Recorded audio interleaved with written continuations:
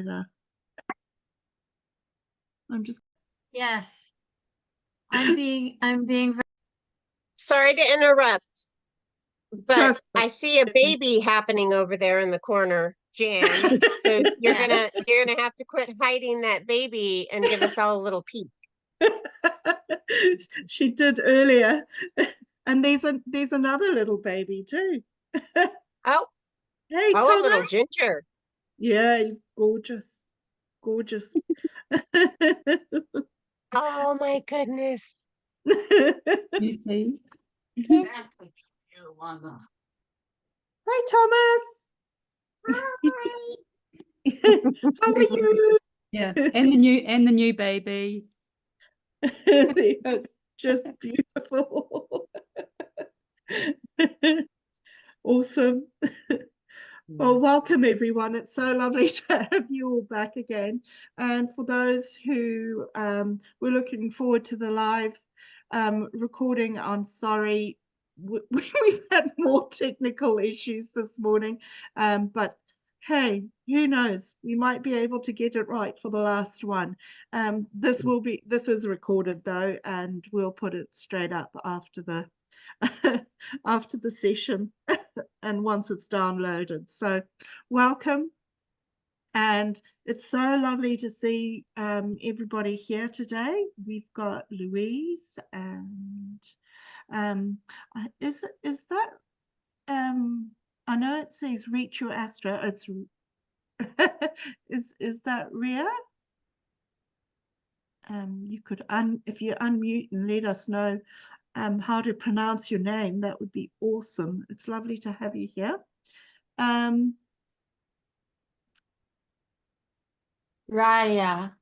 Raya, okay, welcome. Nice Raya. to meet you. Thank you so much for having me here.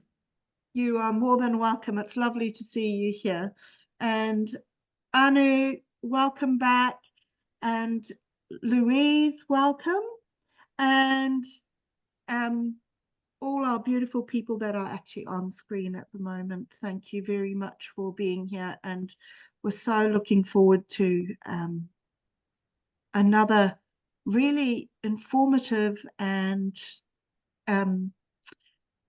it's going to be a joyous 2 hours because my friend Jenny is a very joyous, lovely, bubbly person and has the most amazing depth of knowledge around herbs, and she's also a homeopath. So Jenny and I have known each other for a wee while now, really, Jenny, on and off.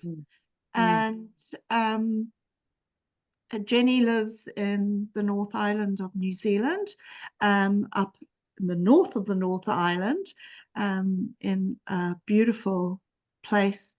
You're really more Waikato, aren't you, than the Bay of Plenty? Yeah, I'm Bay of Plenty, but yeah. Yeah, and Katikati, is that right? Yeah. Yeah. So Katikati is on the shoreline up on the North Island, and it is the most beautiful place in the world, just as where I am is, but it's a little bit more tropical, I think. So welcome, Jenny. Thank you so much for being with us today. And Maya, are you going to do the slides today? Yeah. Yes, brilliant. I can. And Jenny is going to be talking to us about weeds today, those very plants that we often disregard in our gardens, pull out, curse. Those very plants are often the most nutritious, most medicinal treasures, really, aren't they, Jenny? I think the propaganda has, if there's an ad on TV about spray, they'll have a dandelion in it, and like really. Hey, Dandelions being Dandelions being the most, probably one of the most precious of all the weeds and most common. So yes. Although I years ago I had the paddock we live in, I had to bring down my dandelion flower fairies, and because I had no dandelions in this paddock. I was appalled. Oh, wow. So I'd bring down my flower, but now there is, let's just say, it's getting an increasing amount around. Oh wow, awesome. Yes. Yeah, and it's nice and to we see all some love people. those fairies, don't we? I remember as a kid picking up Yeah. the dandelion seed heads Yeah. and blowing them and Yeah. making a wish and And that you know, like when I was learning about herbal medicine, the dandelion, because everyone goes, oh, I know dandelion, and I go, do you? Because there's actually quite a few plants that look like dandelion, and until you know those key things, then but it was the theory. Once I found a theory on a plant at home, because plants can look different. I'm aware that there's people on this that are from different countries, but dandelion's pretty much universal. And how does it, and it likes to come up between cracks of concrete, and it's pretty hardy, eh? the I've seen it resilience pretty part. much everywhere. So it wants people's attention. It does want people's attention. I like that. I like the plant that goes, hello, look at me, but like crystals can, and things like that. Absolutely, absolutely. Yeah. So welcome to this experience.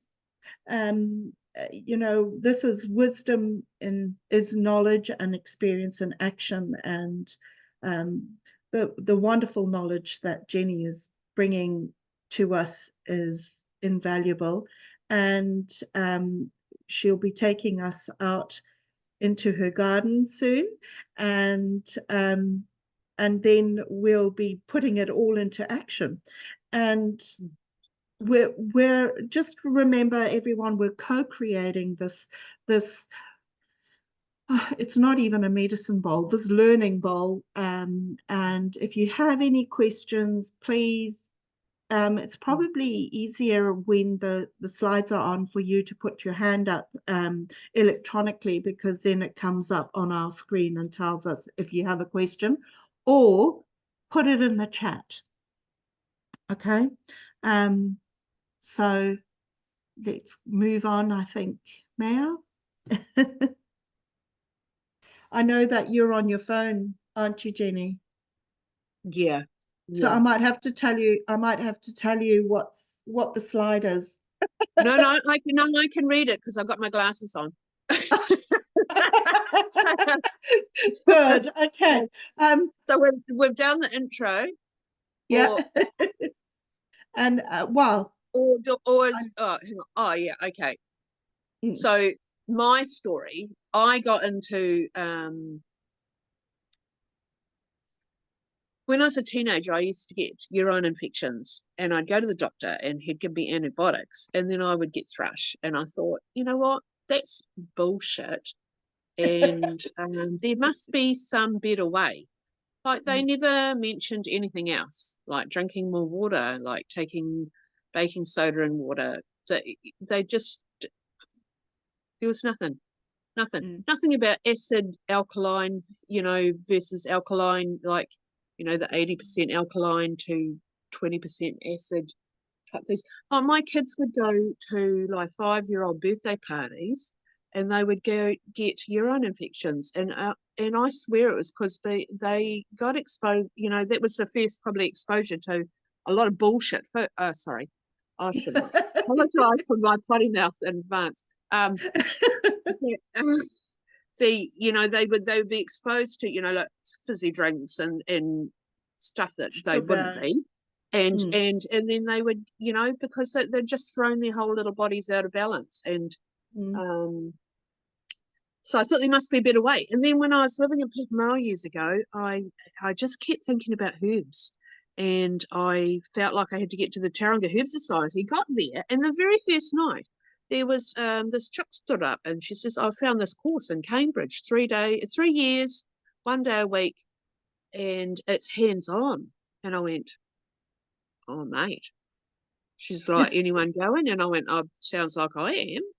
So I think that's why I felt that I had to get to Tauranga Herb Society. And so did that. And we, the doctor rings me every 3 years, I think it is, to see if they still, I still want my records left there. And I go, well, I suppose they have to be somewhere, or do they?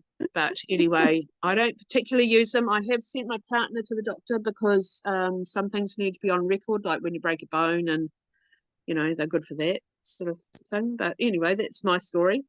Herb Society, been involved with the Katikati Herb Society as a founding member. It's gone over 20 years now, I think, or around 20 years.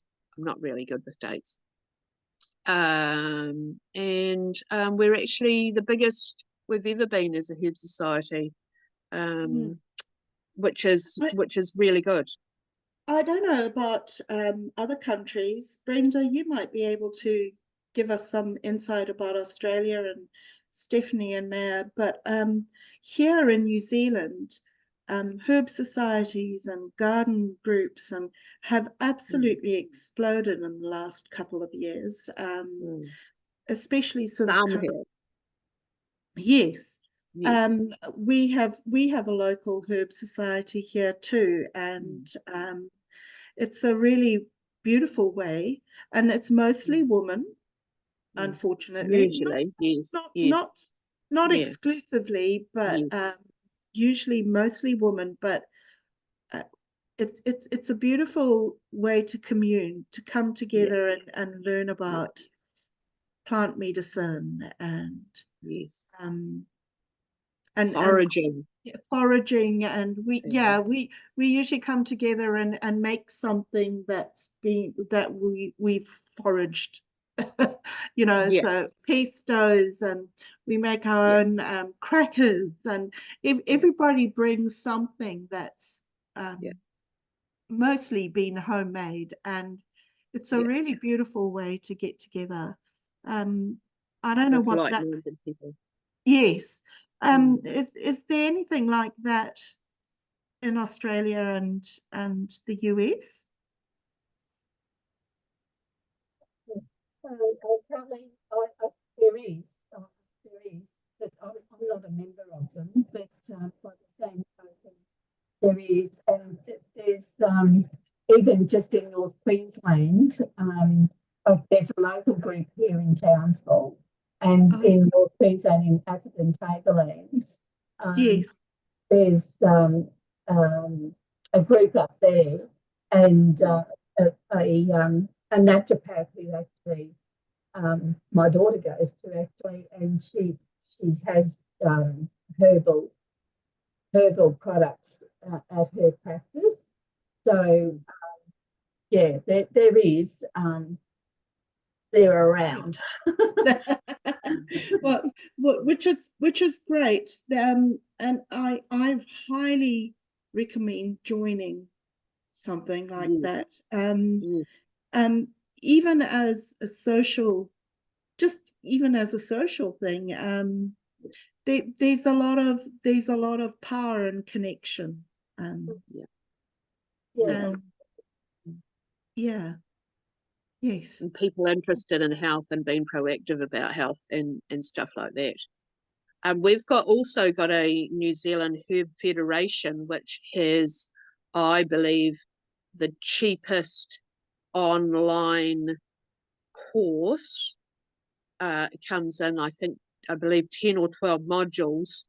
I think it was $30 a module, but it goes through all the,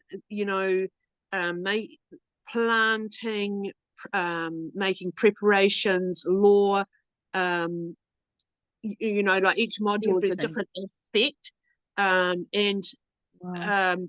Like if someone was wanting to get in more entry level but couldn't get to, like the Herb Society was too far away, that would be a great way of learning more.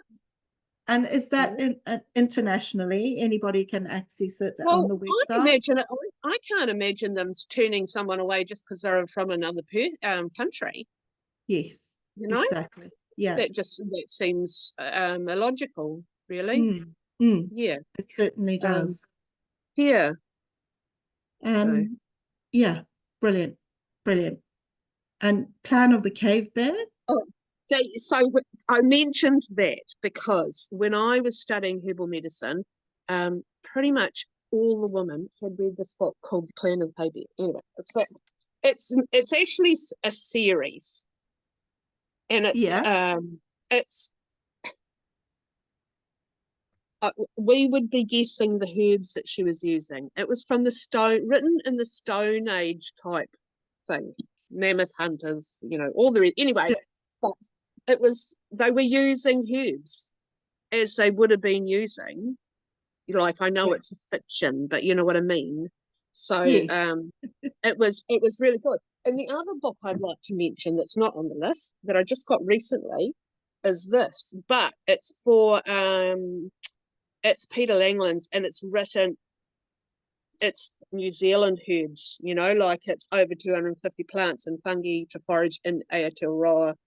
So that's foraging New Zealand. But if people look out for foraging wherever they are,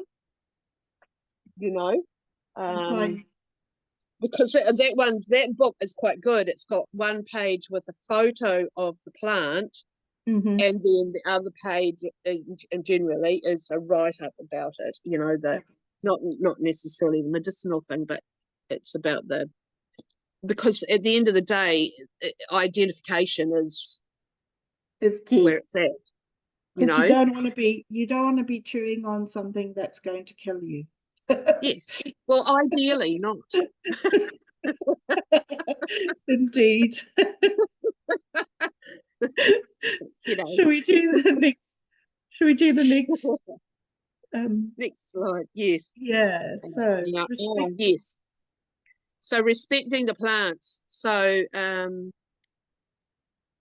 wanted to mention that because when I was learning native herbal medicine, we'd go out with Pa, and he would do a karakia, which is a Maori prayer, and because I was all excited about the natives because we've got native bush on the property, and then I realised I wasn't using it, and then it was like, why am I not using it apart from kawakawa? And then it was like I wasn't because every time I'd gone in the bush with him, there was a prayer, and then I realised, well, I use other herbs and I'm thankful for them and I respect them. And so maybe I'm already doing a karakia or a prayer, but in my own way. Like, I guess it's about respecting that plants are another being and they are helping us. So it's, taking, harvesting at the right time of year, and knowing the plant, harvesting at the right time of the year, harvesting the right parts, leaving enough or replanting enough that it will keep going and be sustainable. Like I've been given a lot of herbal plants over there, and often I'll just plant them in different places, see where they grow the best. Let them get to a stage where they can be harvested and distributed in amongst the community, for example, and things can be made from them. Yes. So it's that plants. I mean, if we didn't have plants, we wouldn't be here. Basically, so the gratitude for them is absolutely essential. Exactly. And there's a little thing here that says attracting the plants. Oh yes, I know of people that and I do it myself actually. If they've had a need for a particular plant, and then that plant will just turn up. I've got a friend who's in Tauranga. She's another medical herbalist. She's always loved kumaraho. Now, kumaraho, I think of from my place, you know, in north, and clay soils, edge of the bush. Anyway, turned up. Kumara, for those who don't know, is sweet potato. Yeah. Yes, true. Yes. But this plant, so the kumaraho turned up at her gate. inside her gate. I was like, wow, you know, and she's not got particularly clayey soil, but it's doing well. It just got, and then from the reverse of that is I had horseradish, and people were like, you can't get rid of horseradish. Once you've got horseradish, you got horseradish, and I got rid of it. And then when I really, really wanted it again, horseradish said, prove it. So I've had to prove my worth to get so, like, for God's sake, you know. But anyway, some people have to learn the hard way, maybe. Yeah, indeed. So I totally resonate with that. For me, a little story is I wanted a sage plant, and I could not find sage anywhere. And somebody the other day came along and said, "Oh, do you want a sage plant?" Just out of the blue. And I was like, yes, please. The only problem is that sometimes the plants that I really want, I think perhaps I smother them with love and then kill them. So I'm usually really green fingered. My house is, if you ask Jan, because she's been in my house, it's a bit like a jungle because I have indoor plants everywhere. And I love plants, all kinds of plants. And my garden is usually full of unusual plants and herbs and things. But sage is one thing that doesn't seem to like my garden. And even in a pot, it doesn't like that either here. I used to grow huge sage plants in Rotorua when I lived in Rotorua. They don't like it down here. It's interesting. Maybe I don't actually need sage, even though I think I want it. Yeah. Interesting. Okay. Now, I think the next one, Mare, is foraging. We're going to, no. Secret language of yes. Okay. So in terms of not wanting to die from foraging, and in terms of, there's a thing called the doctrine of signatures, which says that a plant will give you some clues as to how it's used. So the site is like, for example, there's those fly amaranth mushrooms, for example, that live under pine trees that are red with white stop signs on them. Yeah. And so poisonous plants often will have dots on them. Oh. Hemlock has dots on it, on the stem as well. It has red dots. So there's the colours in terms of you could say our chakras, which is kind of a whole nother kind of subject, but starting from our base chakra, which is our groin, I guess you'll call it, and working up as the colours of the rainbow, but it also associates with the different organs. But then you could also say blood is associated, you know, red, the colour red is associated with blood in the heart and things like that. Yellow, I would be thinking, you know, the gallbladder, the liver type, Solar plexus area. Yeah. that sort of area. Yeah, so there's, you know, there's a little bit, those sort of things can be taken into account. If it smells bad, don't put it in your mouth.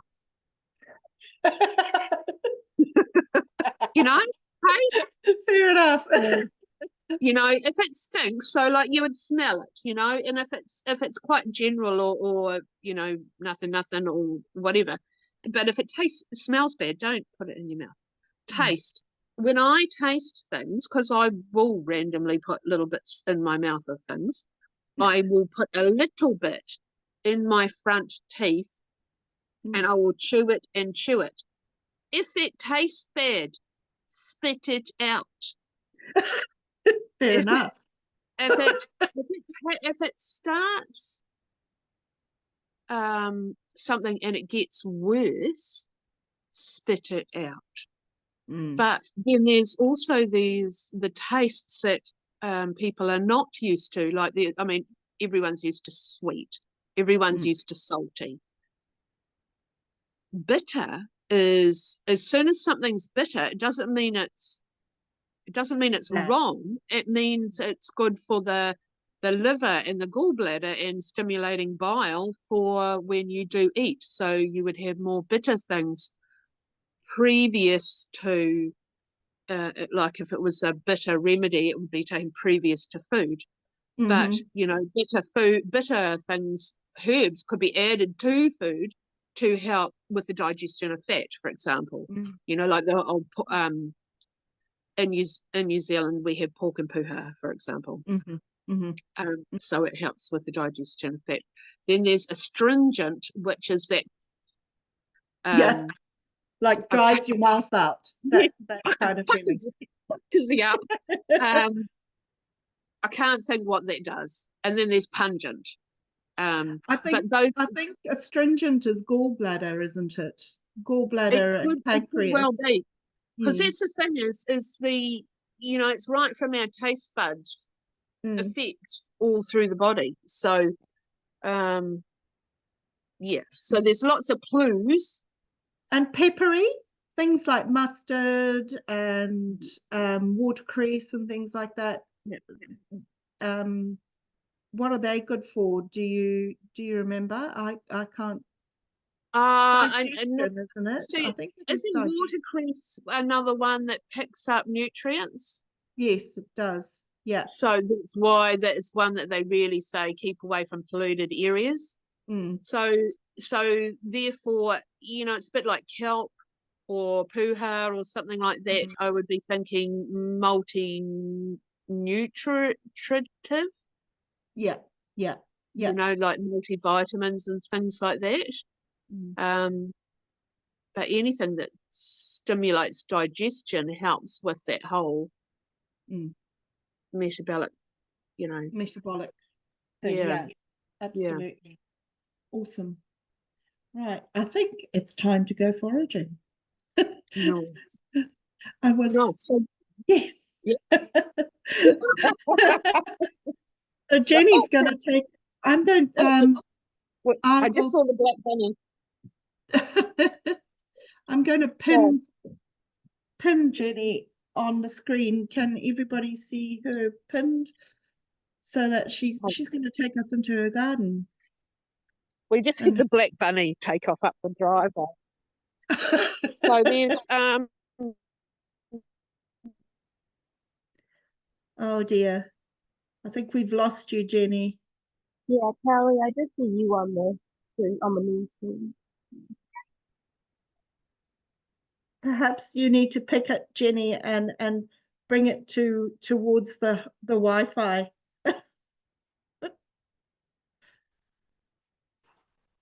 Have we lost her? Have you lost me? No, you're back again. We did lose you for a little while. Oh, okay. Oh, was that for the plantain?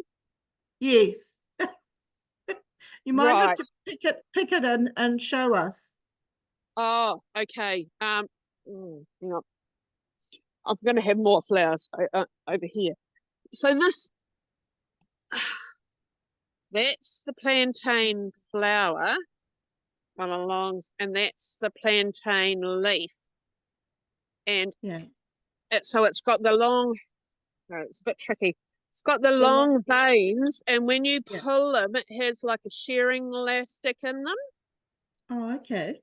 Wow. Yeah. Okay. So there's a wide leaf one of these, and there's I've got both of them in my garden. It's yes, almost like a heart shape, not quite a heart yeah, shape but yeah. it's broad. Yeah. So this is Plantago lanceolata, and this is more, I think, more upper respiratory. And that's Plantago major, the rounder one, and Mhm. that I used to always think it more urinary tract, but actually I'm starting to think maybe I've always used the lanceolata more, but I think I could review that. You So know, I are just they haven't had as much. they're both edible though, aren't they? Yeah, absolutely. And this one in particular, this is the one that you chew up and put on bee stings. Oh, Or, yes. yeah. Mm. So And is that is that true for any sting? Can you put it on a you can wasp put it on sting any or? sting. Yeah, you can put it on any sting. I don't know where, it might work just in various degrees. Yeah. And some people will have bigger reactions than other Yeah. people and things like that. I'm not Yeah. quite sure how best to do that, but I'm going to get some. Oh, there's going to be better ones anyway. Look at, I don't know if you're going to be able to see in here. This is my blueberry house, but look, all the big dandelion. Oh, wow. And you've got, So, so there's a foxglove in the corner there that is not to oh be yes, and a fever few, and herb robert, but I can't. I don't have the heart to pull some things out. Yes, foxgloves are so beautiful. They are so beautiful. Just getting a violet leaf. Like you guys, are you guys onto violets? This violet has got a purple flower, but I've got some with white and White, pink flowers, yeah. and you can still use them. God, not Can you long eat ago, the it leaves? was I so didn't know tempting. you could eat the leaves. Yeah, the leaves are really high in vitamin C, Oh, wow. evidently. You learn something new So, every day. and the leaves are quite mucilaginous. Yeah, So yeah.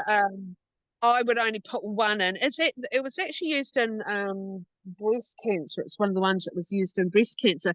But Oh, wow.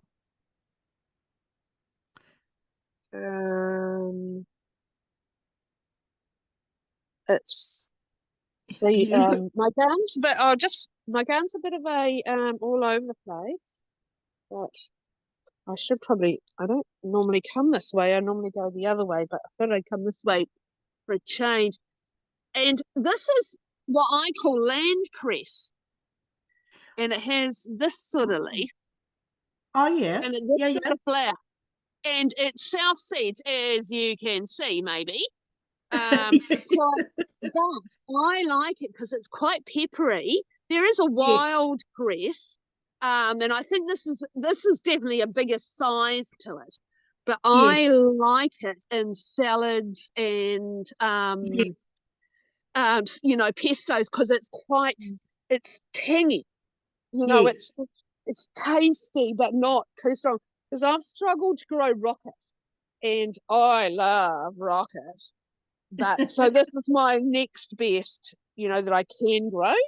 Yes, And this one here is puha. There's a couple of different puhas, but yes. and this one does have flowers on. And some people would say don't pick puha when there's flowers on, but I would only pick a couple of leaves. Okay. You know? Why wouldn't you pick them when there's flowers on? Is it because the energy of the when- plant has gone into the flowers. No, when it's flowering, it's more bitter. Okay.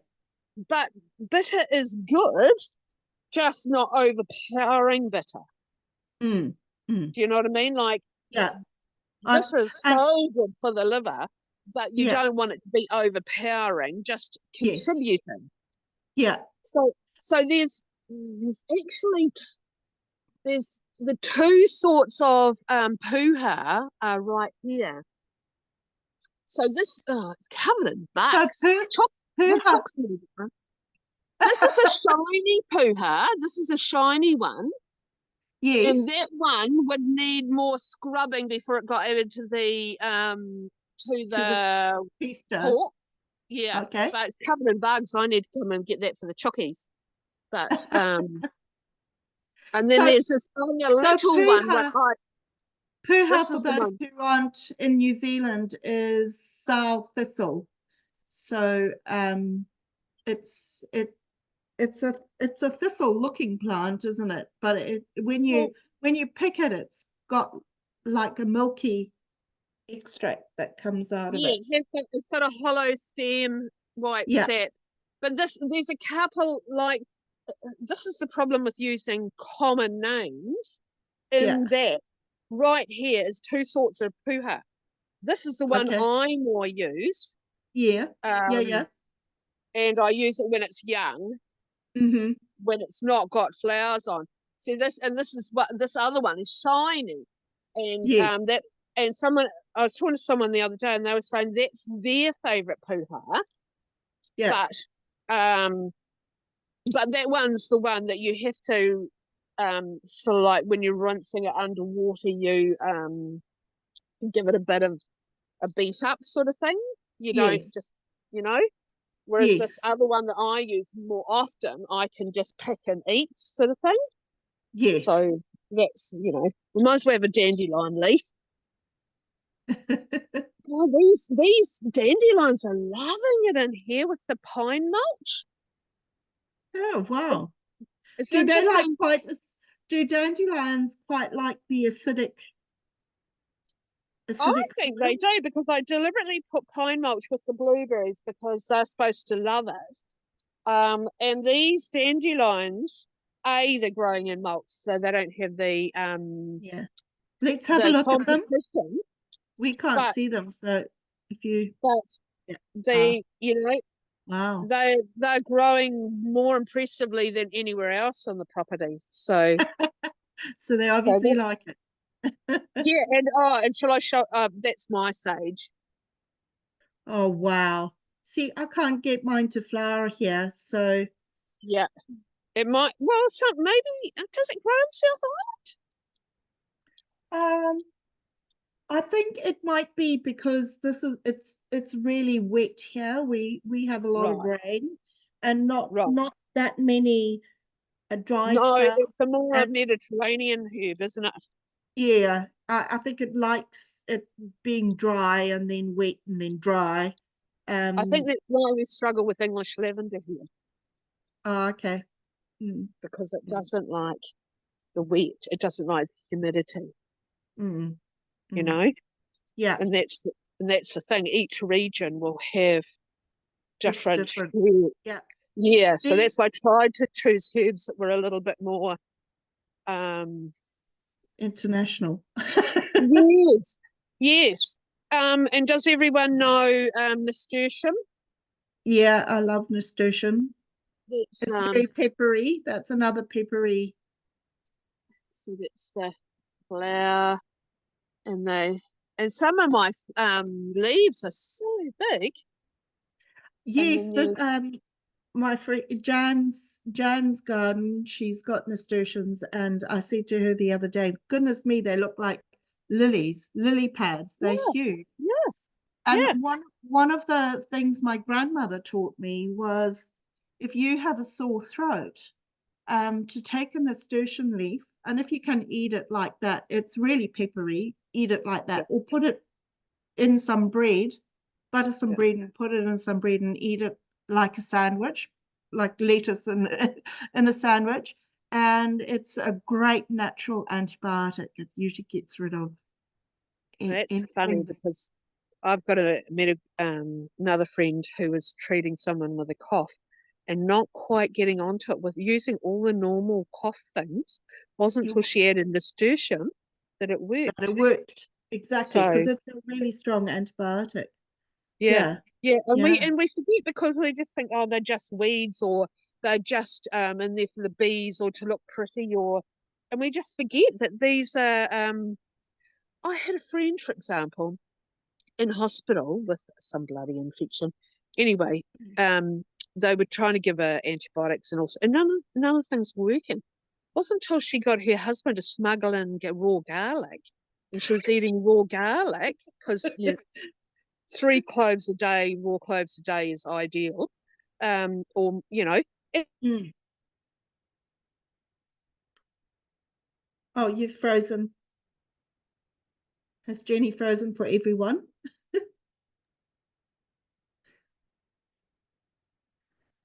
Hopefully Yes, she is. Yeah, she has. Oh, you froze. You froze, Jenny. Oh, okay. What have you picked? I What don't have know you what I picked got up there? to. You said I've you got were talking chickweed about the here. food. Oh, chickweed. Okay. Brenda Yes. has a question for you, Jenny. Yes. Go Yes. for it, Brenda. Penny, I was wondering, do you use the nasturtium flour? Yes. I So use the flour in some things. Mhm. Like if I'm making a salad, I'll definitely put the flour in. I don't know why, but I just use the leaves in my pesto. Mm. Mm. So They're not actually very palatable on their own. That's why my grandmother used to put it in some bread. right, Yeah. yes. Because Yes. they're very peppery actually. And the flowers Yeah, are lovely in a so good. salad. They're so good. They add colour in the salad. The bees love them. Like I've had bees working and bumblebees here and, just because all the flowers around. So, And yeah, exactly. At the moment, my borage is flowering and I have yes. clouds of bees in my garden. Nice. Literally, you walk past and they just like rise up in a cloud and come back down again. It's lovely. Awesome. Hey, considering what's happening with the bees, Yes, awesome. absolutely. So this is another one that should be, to be fair, this is the south side of the house. Yeah.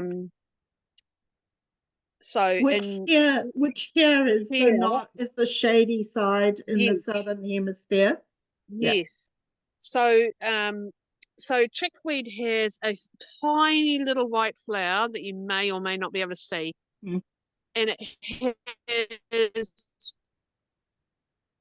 a single Oh, line of hair that runs up the stem, gets to the next set of leaves, and then the line of hair changes sides and runs up the next side. So okay. anyway, so there's some chickweed, there's some cleavers. Now cleavers is it's a plant that does that. Yes. And it sticks Like to everything. if you took your dog for a walk, it would come home with little seeds on it. And the seeds can be made into coffee, evidently, but I haven't done it because I'm just pleased that I've got it down here. But once again, we're on the south side of the house, and so it clings to you. I reckon the first form of Velcro, probably.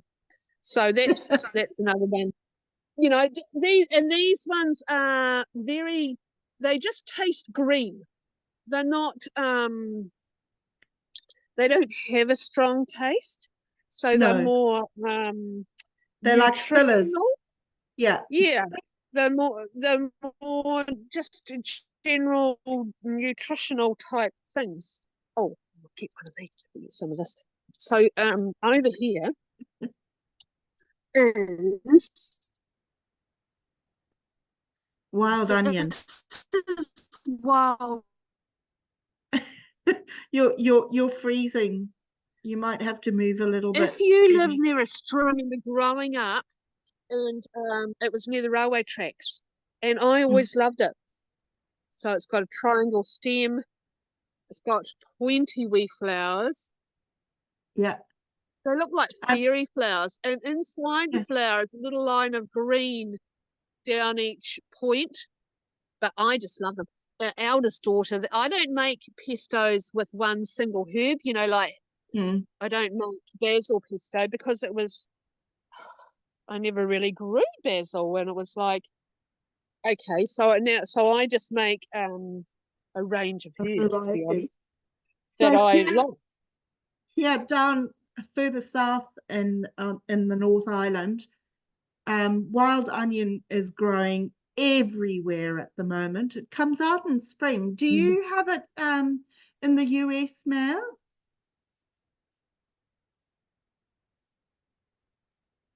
Yeah. Yeah, we do. Yeah. Brenda, I would think that it's probably less common up your way because you're more tropical and they're more temperate, aren't they? Oh, higher up in Aussie, it won't be. Yeah. It won't be there. Yeah. Too harsh up Yeah. Yeah. Yeah. I was going to say it's too hot and humid. Hot. Yeah. Yeah.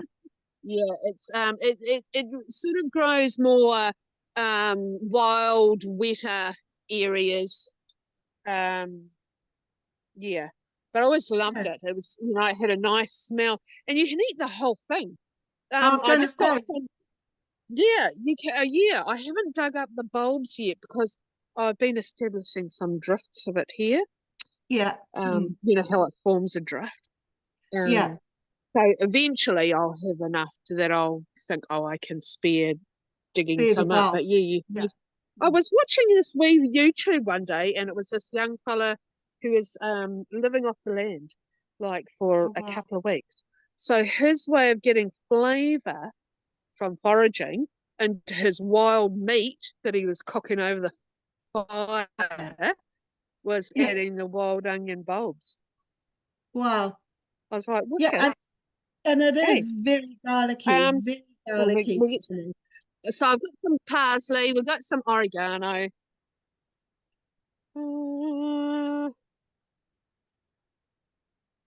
Sometimes so like I say, I don't very rarely make a single herb Pesto. Pesto. Because why would you? But but sometimes I make a puha one because it's, you know, really good. It's highly nutritious and good for your liver. But yeah, generally I make a mix. And this one I call fat hen, or I think it's a chinopodium, but it has this like dusty on the back of the leaves. Oh yeah. Does it have a purple flower? I haven't. I don't like a know. purple. To be honest, this is the first year I've had it because I've Uh-huh. seen other people have it go wild, and I was so excited to get it. Because years ago I made a single pesto, and that was everyone's favourite.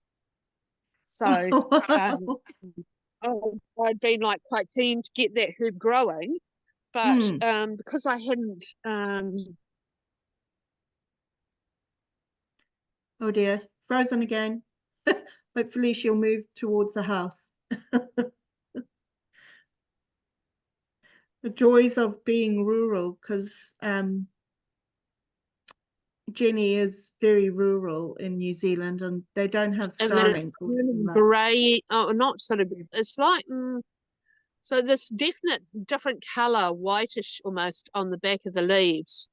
What is that? Sorry, Jenny, you disappeared again. Oh bugger! It's it's called fat hen. I call it fat hen. I think some people called it goose foot. Okay. But I think it's a chinopodium or something. Anyway, it's one that if you have it, you will have a lot. There's a flower. That's the flower. That's the Yeah. Is it a purpley color? I can't see the color. No, it's not. Well, maybe. It's so the things are so tiny. Yeah. Go out of here, it might change the. No, still green, but with that white fluffiness sort of thing. Oh, okay. Mm. But it's if you've Oh, got it, you'll have it. And, you know, yeah. it's another really good. I'm just one of those people that, whilst I like having a garden, so there's Yeah. a really good one. Isn't it cool Oh, to be able to eat and yeah. make medicine out of the wild plants Yes. that are just doing it anyway? Oh, look, you got to have a look at this. Wow. Look at your roses. They're beautiful. It's looking nice at the moment, isn't it? Yeah. And a tobacco tobacco, plant? Yeah. but it's looking a bit. Digitalis, which will kill Yeah. you. Is that Yeah. taro that you have No, there? what I like to have a range of things, because if people don't know, then digitalis leaf could look similar to comfrey leaf. Well, actually, having said that, I know somebody in our herb group mistook a small digitalis plant for comfrey Yeah. and actually ate it and ended up having to go to hospital to have a stomach pump because her heart Yep. rate dropped Yep. and Yep. Of course it would. she Yep. nearly But- died. Maya has a question for you quickly. Yes. So one of the things that I've done is like I love plants, but I'm Yes. not good at identifying them. And Yes. I actually have a plant app on my phone that you can Yeah. identify plants either by using the leaf or using the flower, depending on what's available when you're Yeah. trying to figure out what it is. Yeah. And Yes. I find that super helpful because like Yes. if I didn't have But- something to tell me I'm on the right track, Yes. I would Yes. worry about like taking Yes. digitalis Yes. and Yes. causing issues. But I will say, I've been with people who have taken photos and AI has told them the wrong thing. Ah. Like, we Undoubted. were at the Herb Society, there was a plant there no one knew. I didn't know it. This chick pulled it up on her, did the AI thing, with the photo, Mhm. and it said it was some sort of parsley. Anyone who had, because I instantly, I did my things. I looked at it, I smelt it, I tasted it. I went, there's no way this is a parsley or anything remotely, Like it. so Yeah. I've seen that happen several times. Now, the thing I'd like to point out, this digitalis in the flowers are red spots. Ah. The leaves are spots, right? So The don't leaf eat it. is quite different. When you it's about really looking at the plant. So if I was going to look at big leaves, I could be looking at foxglove or digitalis, comfrey, burdock, horseradish. There's Borage. borage is another one. There's so many that look very similar. So, and the other thing I'll say is years ago I wanted a lemon verbena plant. So Palmer's, our garden centre, said, "Oh, we'll order it in." And then they rang me, they said, "Oh, it's in." So I went in all excited. I said to them, "Mate, that's a lemon balm plant. I have got lemon balm." They didn't know, right? They did not know. So I was like, That's hilarious. I think that AI is good for sending you down a pathway Yeah, in that but it might it's not say it's infallible. this, but then I would look up elsewhere to back up that was that. I was Yeah. told years ago that a certain plant was willow weed, which was good for the men's prostate. Well, Yeah. turns out that information about that willow weed is good for the men's prostate, but it wasn't that plant. Yeah. So, Yeah. the other thing is like yellow dock or curly leaf dock. I hadn't seen it for years. And when I had seen it, it had always been a littler plant with a little leaf that was, very curly on the outside of the leaf. And I was like, yep, sweet. But when it gets big, it looks a lot like broadleaf dock, Oh, but so you don't know the difference. still got the curly leaf. Mm. So it threw me. So and I actually mentioned her now. There's a chick on, if anyone. Sorry, you keep breaking up, Jenny. Perhaps if you made your way to your kitchen or wherever you're going to make the thing. Sorry, thousands Jenny, of followers. you broke up again. So perhaps if you move back towards the house. Oh, yes. So, highly recommend if you're on Facebook, looking up Prepper Kiwi. Okay, put that up. Prepper Kiwi. So yes, it is New Zealand plants, but she's so good at her identification that, for example, I had never had watercress. I had never seen watercress, but because of her video, when I was You out knew what it walking was. one day, I went, that's bloody watercress.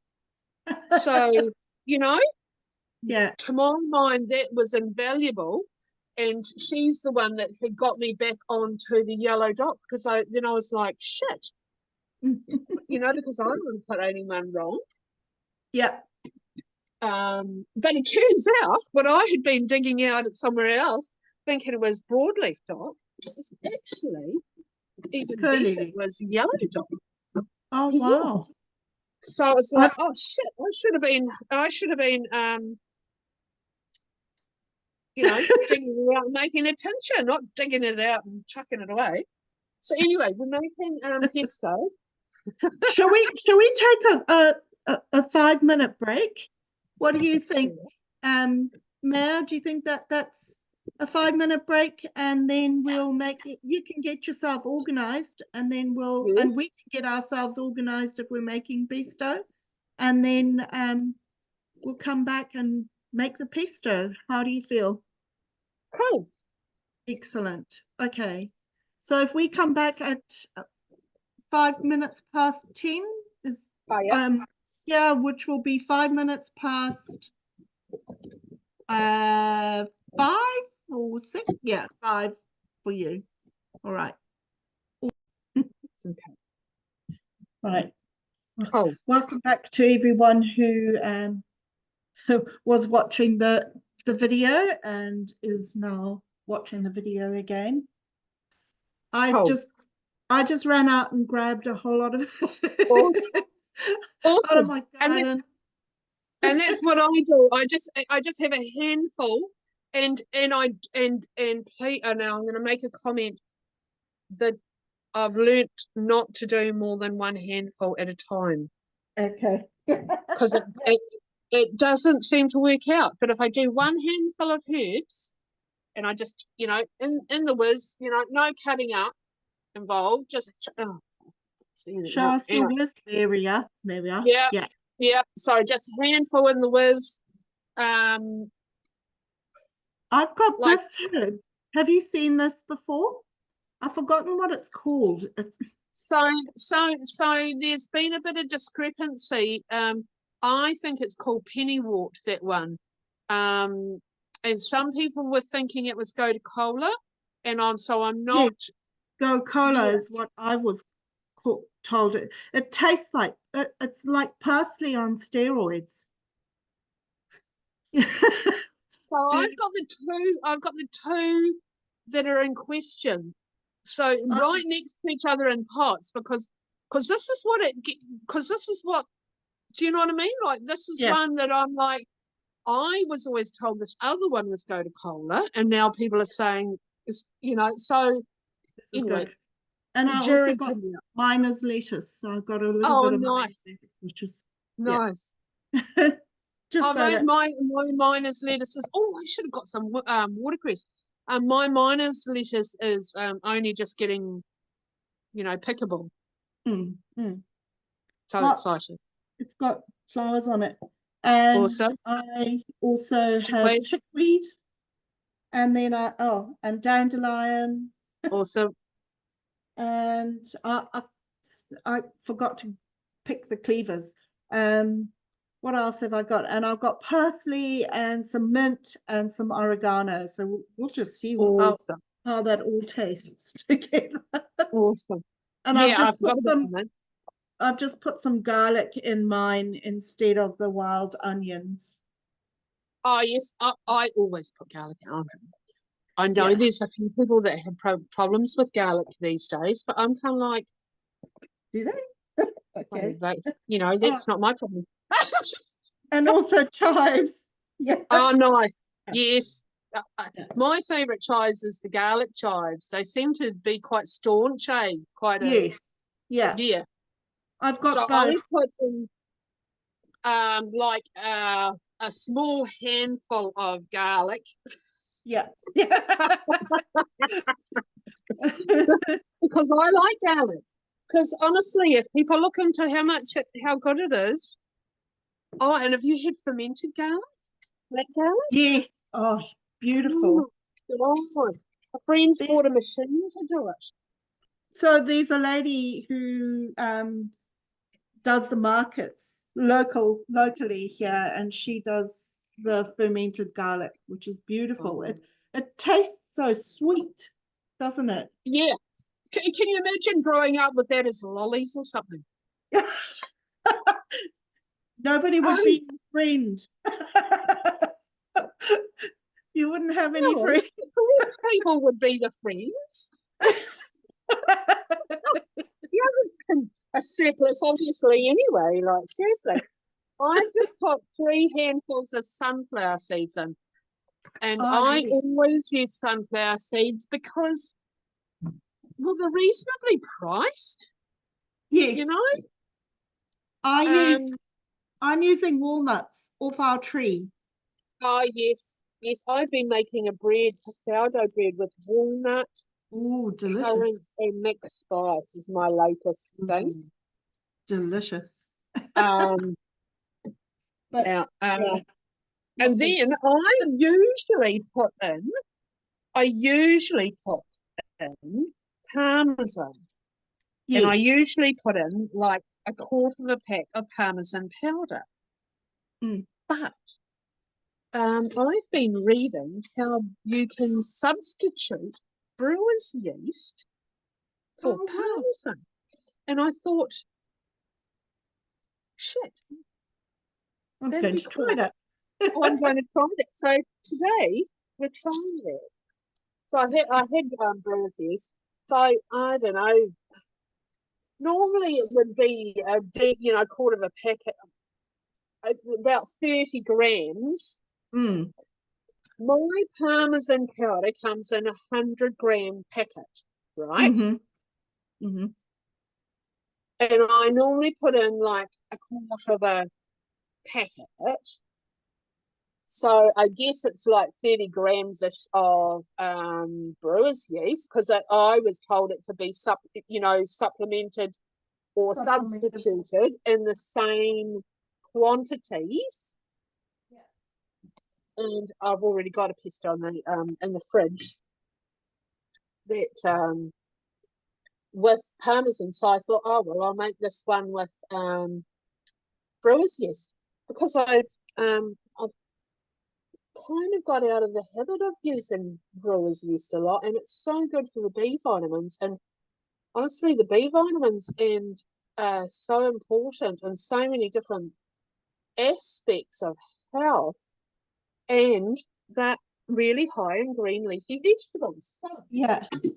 And You then, know, like, this would be a really good hit of your vitamin B vitamins, right? yeah, yeah. Yeah. And then And you, and with the oh, that's different.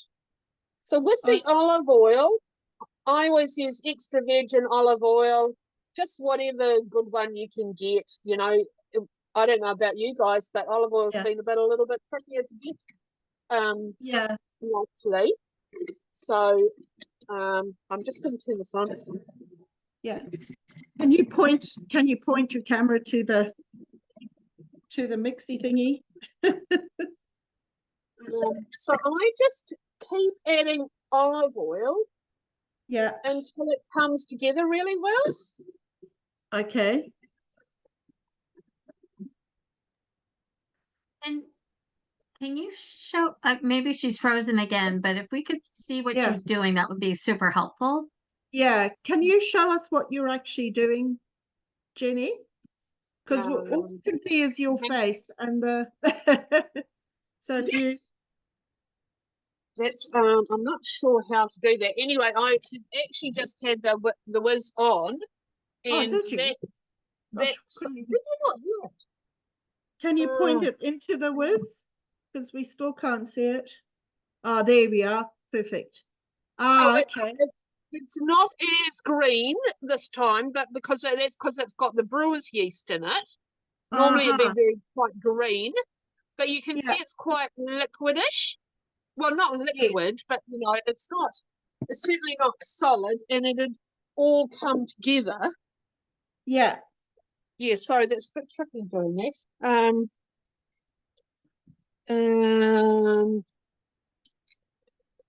Yeah, so normally it's greener, but then normally it's got the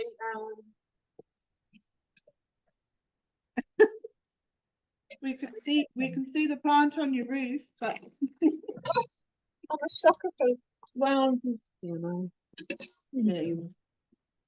It's so it's more that it comes together with the oil, you know. I'm going to do that. Oh. I have two hands. God's sakes. Anyway, that so it it should everywhere, but so it's still got chunky bits in it and stuff like that. But anyway, that's been my favourite thing to take to shared kais. You know, shed kais. We bring people, bring food. potlucks and things. Yes. Sorry, I was having a moment on how.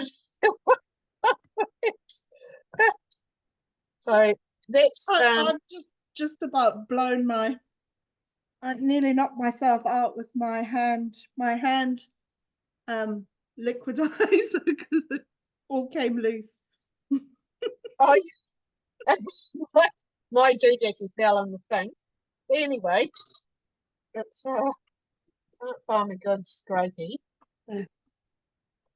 But I've been meaning to try it with the brewer's yeast for a while. But it would be a good solution for people that are non-dairy. Yes. But also, to my mind, that's now become a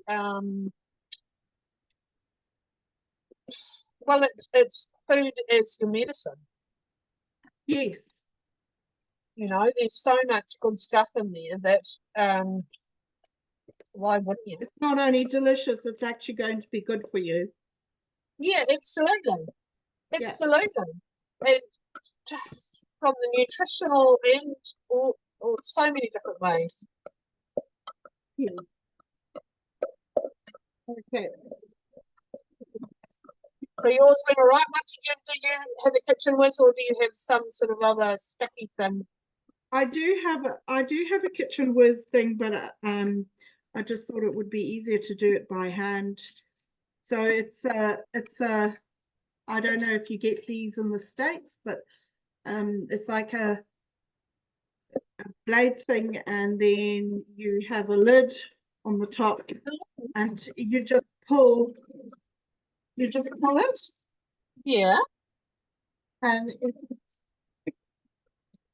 Wow. so No, There's- that's a good offering type thing, isn't it? yeah, that's my pesto. Nice. It's not, and it probably needs a bit more oil. I'd probably add more oil. I quite like it as a, so it's kind of an easy spread type thing. Because I don't, I have that instead. I wouldn't necessarily have butter or something. I just throw on other things Yeah. on a sandwich or whatever. But it's up to people's taste. I quite like my pestos chunky like this Yes, and less yes, oily. yes. And what I often do is I'll make a herb pesto, not necessarily a basil pesto, and eat Yeah. it with mix it with some pasta and have that for dinner or lunch or. Yes. Yeah, no, it's often the basis of, and then I find I can add it to like lasagnas or pasta, or like it's just another punch of flavor to add to other cooking. Yeah. So Elizabeth asked where I'm presuming you mean my little gadget thing, Elizabeth? Yeah. I got it at Kmart. Yeah. Somebody you can get it on Amazon. There you are. I, you still have I had the same thing. I'm like, oh my God, a kitchen gadget I don't have. I really like it because I don't have to, get out my and then clean that, and it's really easy to clean. You just rinse it out. Yeah, it looks awesome. You'd be able to use it. Do you have Kmart in the US? Do you have Kmart in the US? Because that's Australian. Not so much Very anymore in few. this area. But I mean, this was $7, 7 New Zealand dollars. You can't go wrong. It's No. it's $12.99 on Amazon. Yeah, And well, you'd be able to take that camping. sorry? You'd be able to take that camping. Yeah, absolutely. I've got one for camping, and it comes with me. So, That's what I was thinking. Yeah. It's Perfect. great. And it's a workout at the same time.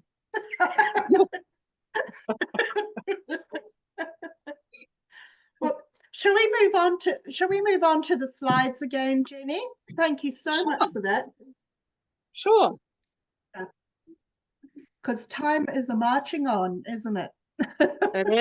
It is.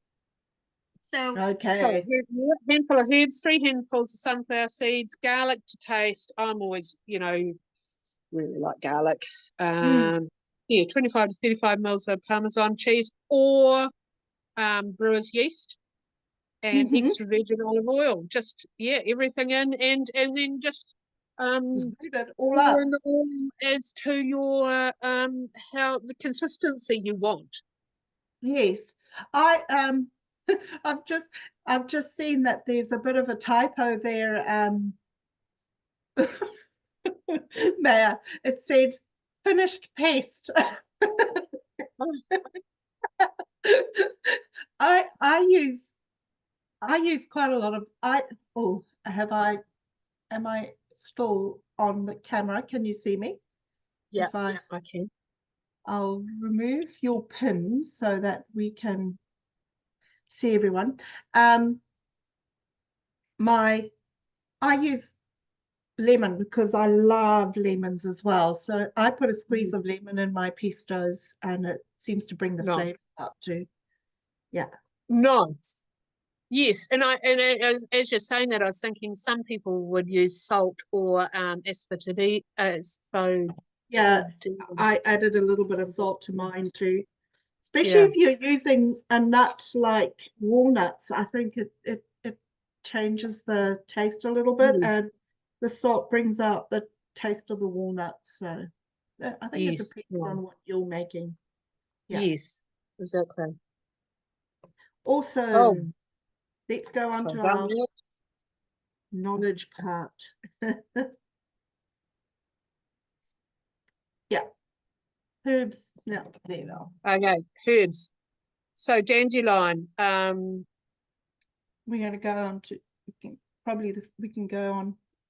Yes, we could go out. So hopefully I'll try We and started with not get chickweed. lost. Yeah, chickweed. Oh, onto chickweed. Yeah. Yes, we can go on to chick. Oh, well, I'll go out the other door. You can stay in your home now because all the pictures are Well, there. so at the end of the day, this is chickweed. This was the one that was on the south side of the house, which in New Zealand is the cooler side of the house and more shady. This is the one that has that tiny little white flower that you can see there. And if you were holding the stem up, it would have a single line of hair. And when it would get to the set of leaves, the single line of hair would change to the other side and go up to the next set of leaves. Those are the key things. And when you pull the stem apart, there is a slight cord in chickweed as well. So chickweed is nutritious. You know, it's one of those just green herbs that taste green, if that makes sense. It doesn't have a strong flavor, so it's really good for adding into salads, or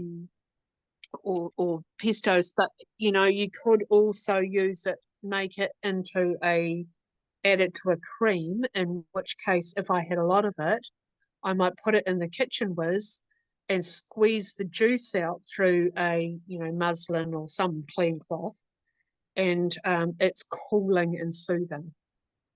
Okay. So that's how I would. And if I had to keep that juice, I would fix it by adding, a certain amount of alcohol. Yeah. So I've added a few recipes to go with the herbs, which we'll send everyone the slides, and they can click on that and it'll take them to the recipe. So that would be real feasible. So And another way that it could be added is added to a smoothie. You know, Okay. like there was a local woman, she has actually since died, but she was a wealth of knowledge on local weeds and using them for health. And she had mainly used, excuse me, pestos and smoothies, but smoothies especially, and salads to get onto her health originally, you know. I think she had originally had a problem with mold, and I think that was, weeds in particular in smoothies was one of the things that really made an impact on her health. Wow. So. Maya, did you say? Yep. Two points. One is I will download the slides. They're not going to be able to click on the slide and get the link, but we'll put all of the links in the Facebook group and probably in an email. And then Anu had a question in the chat. Can it be stored? I'm assuming she means the pesto. Oh, the pesto. Yeah, absolutely. I mean, it keeps in the fridge for weeks, but you could freeze it in, suitable size packs or whatever as well. I've never personally frozen it, but so I know there were some people that were making just basil pesto, so that's very seasonal. So they were freezing it. And it never lasts long enough for me to freeze. Yeah. I think it only made sense to me if someone was using something so seasonal like basil. Yeah. Yeah. But you can make it from anything. Yeah. Yeah, absolutely. And that's the thing, because I always liked pesto, but I never really had basil. So I just tried other things. Yeah, for sure. Yeah. And Should we actually, go? I've had people say that they like them better than just, you know. I do too. Mm. Right. So cleavers was that one that was around the back, south side again. That was that one that I put on my top. And it just sticks. Yeah. And now if if you remember I said about the doctrine of signatures, and if you think about cleavers and how it grows, it's actually like the lymphatic system. Oh, And okay. that's how it's used, or what it's used for. It's a lymphatic system cleanser and tonic. Oh, wow. So how you would have it, aside from food, is, I believe in the US they call it a sun tea, where they put some in cold water and they put it out in the sun, and we cover it so flies or bugs couldn't get into it. And so often in water infusions are often made hot, but with cleavers it's made cold. So it's just, so we're in spring currently. So in the US that would be the opposite. That would be you guys would be in autumn. But it will grow up hedgerows. It kind of grows through things.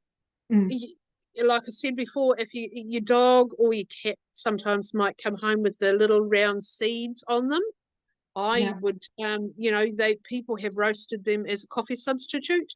I've tended to throw them out in the garden because I wanted more of the plant before I do that. You know, it's one that I've wanted more of. It's one I would use fresh. I wouldn't so much dry it. It might be one like I mentioned with the chickweed, that you put, if you had a lot, you could put it through the kitchen whiz again, get the juice out of it, like squeeze it out through a cloth, and then fix it if you wanted to keep it for ongoing use. And when I say fix it, I mean like add some vodka to it or some gin or something, So if you were going to make a tincture, would you do the same? Would you just use the juice, or would you just? I wouldn't make a tincture how I would normally make a tincture.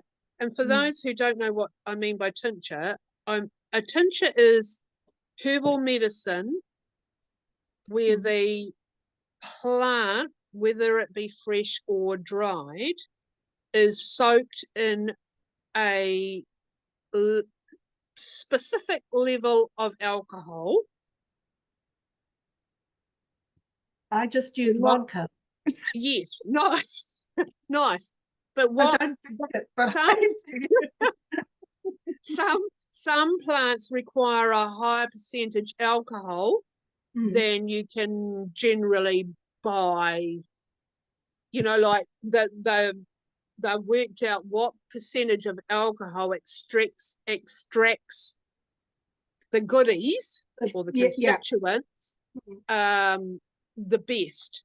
But with things like cleavers and chickweed, I would absolutely use something like that vodka and just, fix it by 20% by volume or something like that, Okay. Yeah. Okay. Because this is 40% alcohol volume. Yes. And I think with the advantage of a tincture, or doing what we've been talking about doing, is that you can take less of the remedy and it generally keeps longer. But if I'm talking about a water infusion, like a strong herbal tea or proper water infusion, generally it's 1 to 3 cups a day. So if it was a really bad tasting thing, that's 1 to 3 cups a day. So, you know, some people would That's a just lot. give up at that point. So sometimes it's better to be able to have something that you're taking 5 mils 3 times a day. Mm. Mm. So yeah, so that's where that comes in. And then plant availability. Some of these plants aren't available all year round. Mm-hmm. Yeah. So you'd make, I use oregano tincture a lot for infections, particularly gum infections and things like that. And Nice. I find it You works made it. Yeah. stops you from getting thrush as well if you are, you know, because they always give you antibiotics. You have any kind of infection, like my dentist. He's great. And at the end of the day, the more we can be set up at home with stuff to take when we think we might be getting sick, the less likely we are to have to go to the doctor and go down the whole antibiotic pathway, because we know that antibiotics kill all our good and bad bacterias. And then there's the antibiotic resistance, and then there's lowering of, you know, basically lowering of all sorts of things in our body. Yes. I mean, I'd rather go the oregano way or the raw garlic way, or I've got so many things lying around that can just, go on the head before it gets out of hand. Yeah, before it gets, because that's your best antibiotics. chance. Yeah, it's not to say that antibiotics don't have a place, but no, rather leave the better. For if you really need it. Yes, yeah, absolutely. Because it's not good. These people that are on long term and repeated antibiotics. It's just our gut is in our brain is in our gut as well. And how many things lower our gut, then we have to heal our gut. It's just a ongoing little personality too, isn't it, Jenny? You know, I use muscle testing and stuff like that when I or even just being still and asking my body what does it need now, and it will either come up with a herb or it'll come up with a homeopathic remedy, both of which we're both pretty ensconced with, and I have to say that if I follow that intuition, it always brings me right. It always brings me right. When I double guess myself or think, that can't be right, it invariably misses the mark. So I think it's really important that when you like when you're picking the plant, even for pesto or whatever it is, ask yourself, does this need to be in my pesto today? And often you'll get, you know, the best tasting, most nutritious pesto for you on that day when you are intentional about it. Yes, and that whole I don't know how many people are crystal people here, but you know, the plants are the same. They'll stand out. So it's like they're going, hello. They'll go, hello. Yeah. That's, I mean, I'll go by that often, you know, what catches my eye or something like that as well. Yeah. Yes. I think for sure. Our intuition. Yeah. Right. Yeah. We've done beavers and more. What do we got next? Dandelion. Dandelion's one of my favourite herbs, and it just is such a maligned herb. So it has one flower per stem. It has the fairy, the magic. It has no hair on its leaf. Now, there's some look-alike plants that have hair on their leaves.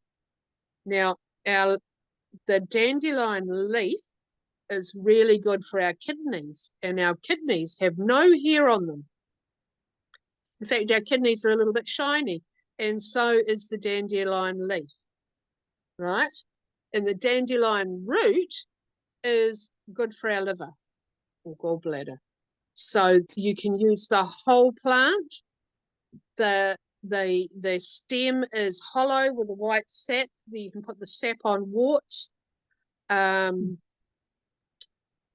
So I make a whole dandelion plant tincture. I think that's in 45% alcohol.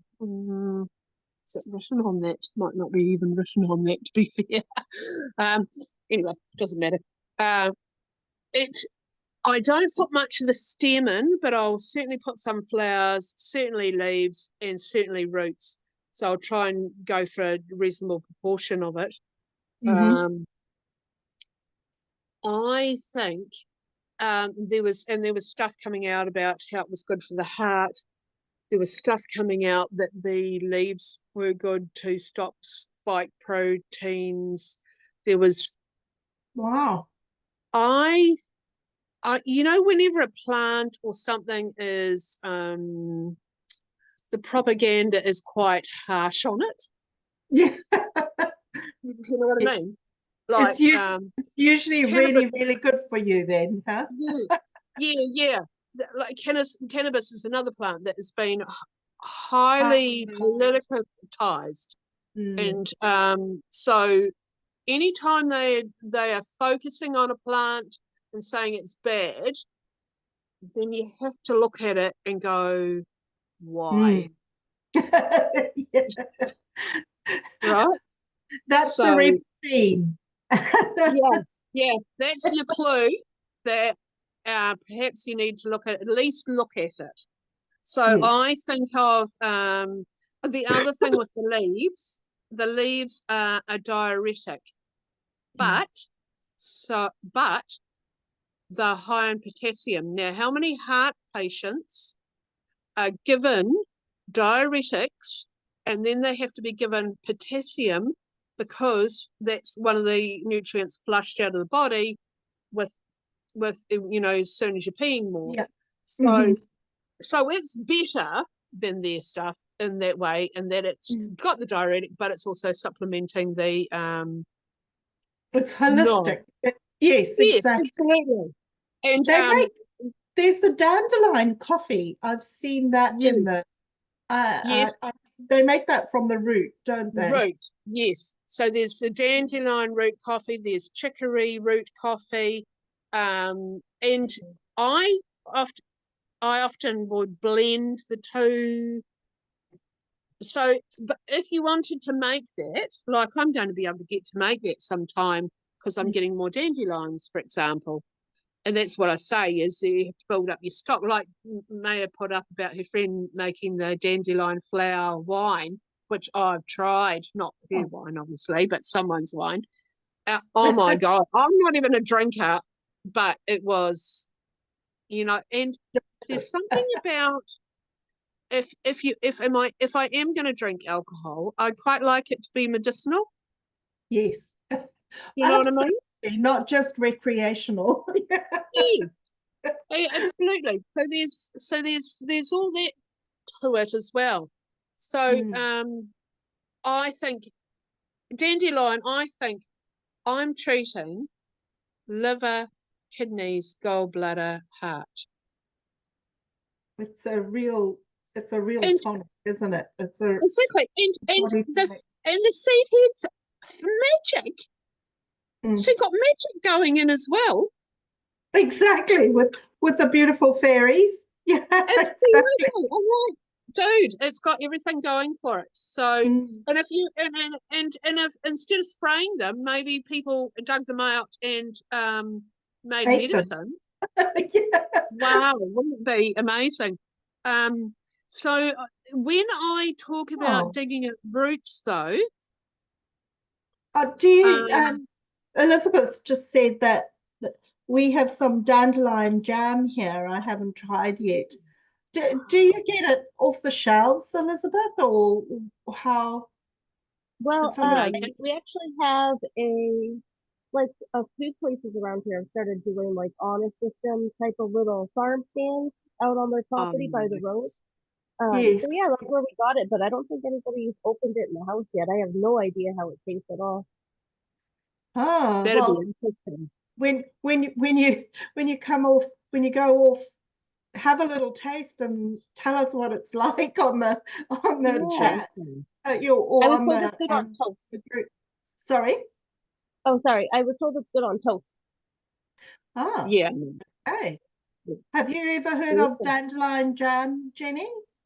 No, So what do they make it from? Do you know which it'd be one? the flour, surely. Probably the Yeah, flour. the flour. Yeah. Yeah, that's what I was Yeah. told. Yeah. It's actually Wow. interesting. We did a blind taste test of dandelion flower tincture, Mm. and we did a wee meditation after, and I had this feeling of just yellow, and to me yellow's sunshine, and Yeah, I sure. smile when I see dandelion flowers. Mm. And so another lady had grey, but she normally associated grey with depression, and she didn't feel depressed. And so, and I wonder if the flowers are about the head stuff, Yes. right? Because it's up there, the leaves and the roots are more down in the body. But anyway, do you know what I mean? Yes. I think Yes. flowers are more associated, like I was thinking roses are associated with, a lot of mental well-being and stuff like that. So, that was just me off on a tangent. That's really, really interesting. Oh, Yeah. Maya, have you got a question? Yeah, before we I'm move just on? going to do a time check. It's 15 minutes before the end of the 2 hours, and I think we've got 4 or 5 more herbs to go. Okay. So maybe Shall we if we speed could, up? We'll yeah, speed maybe if through we them. could cover each of them. Yeah. I don't want to miss something, but No, it's all good. also want to honor time. Fair Yes. enough. Perfect. So stinging nettles. I have stinging nettles as I tend to dry them and make a herb tea. Or I put them in my soups or stews. Okay. They only sting when they're fresh, and the more you grip them firmly, the less they sting. It's more the accidental brush against it, they'll sting more. The reason I would have them is because they're highly nutritious. Okay. They're like a multi-mineral herb, good for breastfeeding people, vitamin K, all those different things, and kidneys, as it says. If you've got stinging nettle, you tend to have it most year round. So, but I do dry it to give away and to make herb teas. I just think if you can get hold of it, it's well worth having. I seem to have more areas of it. Does grow, can take over a whole paddock though, because it grows via seed and via rhizome. So that's why I would be having stinging nettles. So we can go to the next one if you like. Plantain. Plantain was that one I showed you that had the long stem with the seed head on it, and the long narrow leaf, Plantago lanceolata. And we talked about how there's Plantago major with the rounder leaf. So I never used to eat plantain. I used to only have it as medicine. And then a friend goes, she had misunderstood me one time, and she'd been eating it. And anyway, so if you've ever tried making kale chips, you can do plantain chips, which is just, you know, cut up loosely, olive oil drizzled, salt, and whacked in the oven, roasted, and don't go too far because they cooked quite fast. But they go crunchy, and it's quite nice. As I said, that's the one that I would, you know, chew up some and put on stings and bites, especially bee stings. You can eat the seeds. You can like run that seed head through your teeth and eat the seed heads. And I'm increasingly hearing more of seed heads, like for also the dock ones, used as maybe even possibly survival flour. Oh, wow. So who knows? Who knows? But I think of it. This one I think of the upper respiratory thing, but it's just such a good herb. People with eczema, it's well worth trying that. And actually, I've heard of some people actually preferring the plantain ointment over the calendula ointment. Some people will swear by the calendula ointment. Maybe a mix of the two would be good, but it's certainly well worth, if you've got someone with itchy skin or eczema type skin, it's well worth making, you know, having a go at making something with it. So and really good. For the lungs and stuff, would you would take it, ingest it? Yeah, I would probably make a tincture.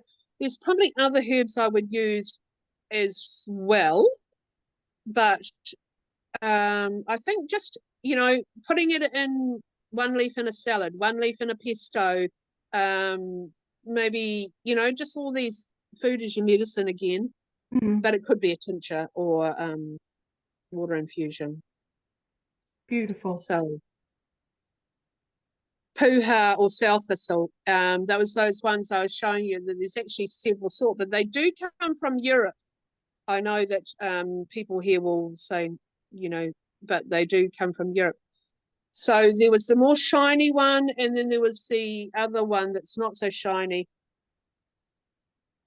Look, I think of this one as a liver herb, and it's highly nutritious. It's one of those ones that'll come up sort of first, grows quite tall. I tend to use it when it's younger, before it's got the flowers on it.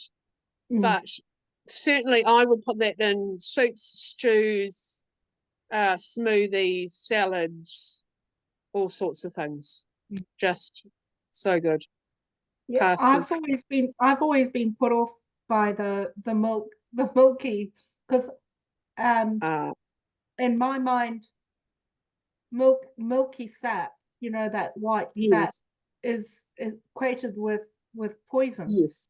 It's actually not necessarily true. No, because a lot of things with the white sap can be used on warts, and are often used directly on warts or skin lesions of different sorts. But that's probably why I use the younger one, when it's not really got that sap so much. And I think that's why the shiny one, the people would run it under the tap and they would sort of scrub it to break down those epithelial sort of. Just to break that down a little bit more before it goes in. But I'd always cut everything up fine anyway, because I've had family, and you know, if they can't fish it out, they can't they can't avoid it. if it adds to the flavor but you can't fish it out, it's good. It's good. So the next one, what do we got? So this is the one that I was showing you and saying, so northern Australia, it won't necessarily have this, but it's got the triangular stem.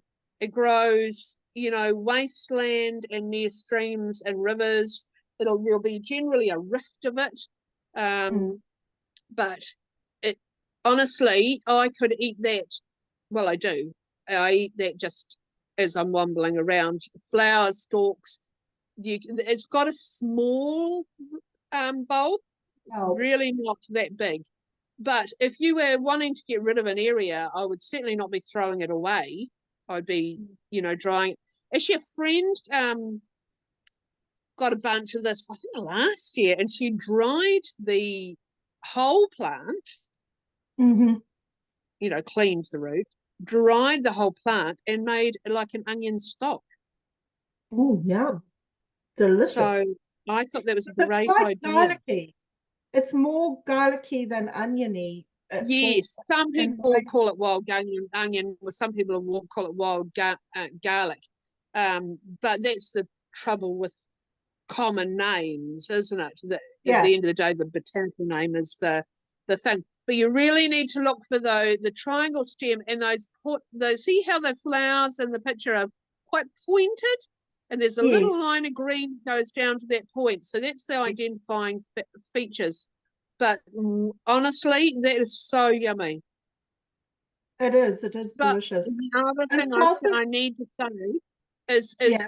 do be aware that not so a lot of people spray, and so you Yeah. would really want to collect from a non-sprayed area. I used to travel with a bucket and spade, and I would bring things home and let them naturalize here. Yeah. Yeah. Yeah. Well, so, anything with that's high in sulfur, and that's all alums, really. Yes. It's really good. It's like an antibiotic substitute, isn't it?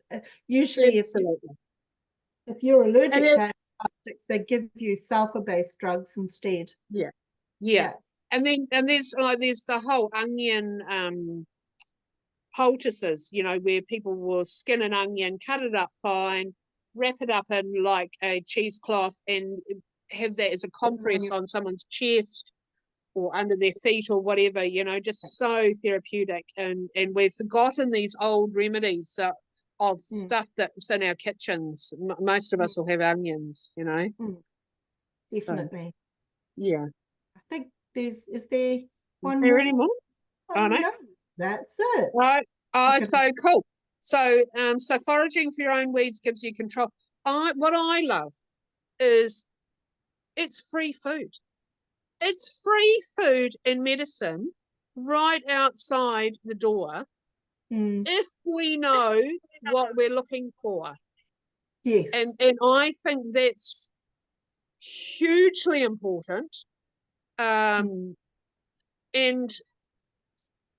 just what I guess what if I was to want anything for anyone watching this, it would be just to really have more awareness as you're outside of what weeds and plants you have around you.